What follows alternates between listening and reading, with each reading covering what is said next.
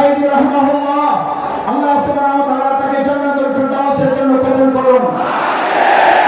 আমরা অন্তর্বর্তীকালীন সরকারের কাছে আহ্বান জানাতে চাই, মানুষের তৈরি করা তন্ত্র মন্ত্রণার মতবাদ দিয়ে রাষ্ট্র সংস্কার করে উইমান জাস্টিসের অধিকার আদায় করা যাবে না।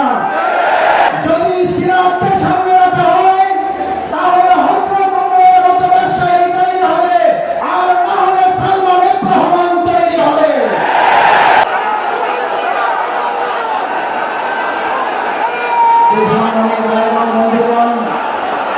আজকের এই ঐতিহাসিক সিরাত মাহফিলে আমাদের মাঝে এসে উপস্থিত হয়েছেন বাংলাদেশ জামায়াত ইসলামীর সংগ্রামী সহকারী সেক্রেটারি জেনারেল, কেন্দ্রীয় নির্বাহী পরিষদের সম্মানিত সদস্য মুসলিম জননেতা মাওলানা রফিকুল ইসলাম খান।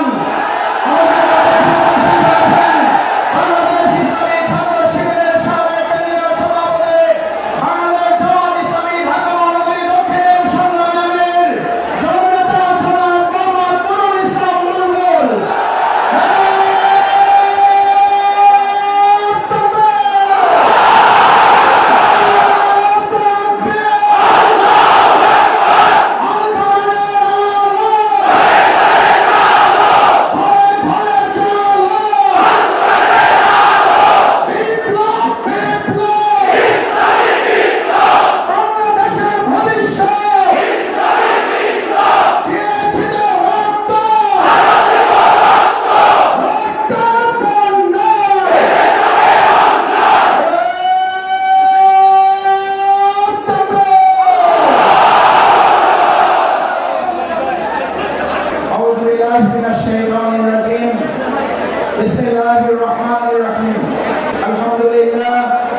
আলহামদুলিল্লাহ রাব্বিল আলামিন, والصلاة والسلام على رسوله الكريم وعلى آله وصحبه أجمعين. لقد كان لكم في رسول الله أسوة حسنة. صدق الله العظيم وصدق رسوله النبي الكريم ونحن على ذلك من الشاهدين الشاكرين.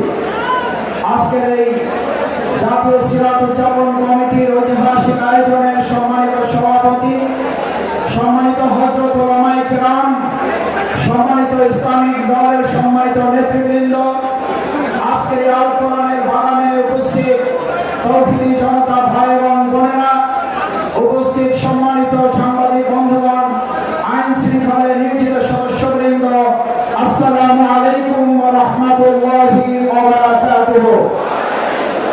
সম্মানিত তৌহিদি জনতা, আজকের এই সিরাতুন নবী সাল্লাল্লাহু আলাইহি ওয়াসাল্লাম উদযাপন কমিটির মঞ্চের দিকে তাকালে আমাদের প্রথম হৃদয়টা হাহাকার করে ওঠে।